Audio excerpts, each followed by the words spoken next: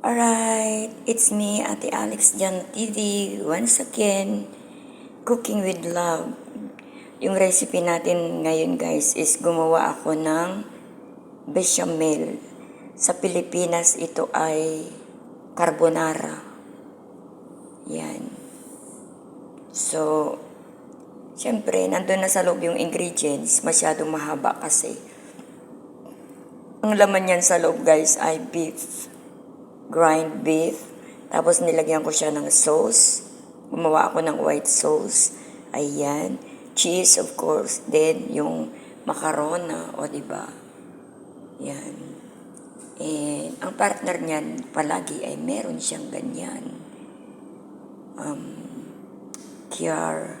Cucumber. Tsaka yung, ano ba tawag yun sa ating Pilipinas? Pichay Baguio ba yan? Hindi ko alam. So, ang sarap niyan guys. Pag natikman nyo yan, makakalimutan nyo ang Ate Alex nyo. See? Yan. Alright. Short video guys from Ate Alex. Update kay Lolo. Lolo, ibalik mo na yung kinuha mong kayamanan ko. Ayan. So far so good. I love you guys. And thank you for supporting my channel. And thank you so much. I got reached my 7K with Charan! Katropas! Katropas! Salamat kapatid for last night. And thank you sa pag-invite mo sa akin. And thank you sa pagtitiwala mo na kumanta ako sa iyong channel kahapon. At salamat sa mga taong nagtiyaga sa akin. Although hindi naman tayo ganun kagaling kumanta. At nandun pa rin yung appreciation. Yes. Thank you so much katropas sa suporta mo sa channel ko. And for giving my 7K!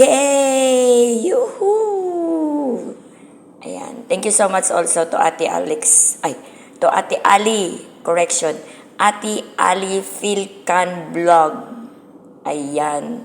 Ang mga taong naging kasama ko sa aking channel. And also, thank you sa aking kambal utak, si Smile Losada, kapatid Tahor, sino pa ba? Kapatid Tanggol, Tol, saludo ako sa iyo. Ang dami. Halos hindi ko maisa-isa guys. Si Balot. Lang niya ka Balot. Nilalaglag mo ako. Char. And thank you once again guys. Ayan. Kaligayahan ng YT World ang kumanta. Ngumiti. Kahit boring. Ayan. So, habang ako'y kumakanta, niisip ko kung ano magiging recipe ko today, last night guys. At ito yung naisip ko. So, sana maging okay ito sa aking pasyente. Kasi, hindi na yung nag-o-order ang wala ngayon. Hindi na yung nag-o-order, puro na lang ako luto ng luto. Pero guys, I really appreciate naman kasi nakikita nila yung talent ko sa pagluluto. Hay nako, dalawa yung aking work ngayon.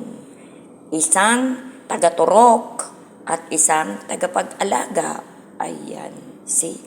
At merong pinaka-importante, pagluluto.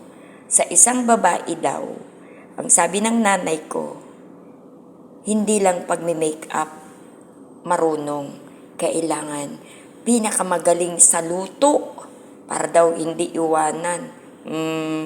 Nay, I love you naman. Di naman totoo yun eh. Ayan. Ba't ako iniwanan? Ay, I remember the boy. Okay lang guys. Move on nun, sabi nga doon. So, huwag nating tambayan ang ating nakaraan. Kailangan ng paliparin sa alapaap. Tila ibon kong lumipad. Char. Ayan. Thank you so much guys sa aking mga ninongs dyan, sa aking mga teams nandyan, especially sa inyo na tumutulong sa channel ko every time. Advance happy birthday, Sis Ali Filcan Vlog. Lagot ka sa akin. May tampo ko sa'yo. Tampururot. Nako, sa ganon. Ayan, shoutout ko lang sa inyo guys to, and sana ma-appreciate nyo naman. And one of these days, I'm gonna dance a la Shakira. Yahoo! Surprise yon, hindi nyo alam kung saan ko yun gagawin. So far, so good. I love you. Mwah! God bless you all. And take care. Shout out Katano. Shout out Ana-Ana. At shout out sa inyo lahat. Oy enemy, binubuli mo ko palagi ha. Lagot ka sa akin. Isa sa ako kita. Love you guys. Mua mua. Chup chup. Shout out Team One Love. Shout out pala. Nabulol na naman ako. Ayan. Ayan na nga. Ayan na nga. Walang issue. Walang ana-ana. Si Ate Alex lang to. Cooking with love. Chef, salamat sa ayoda. Ahoy!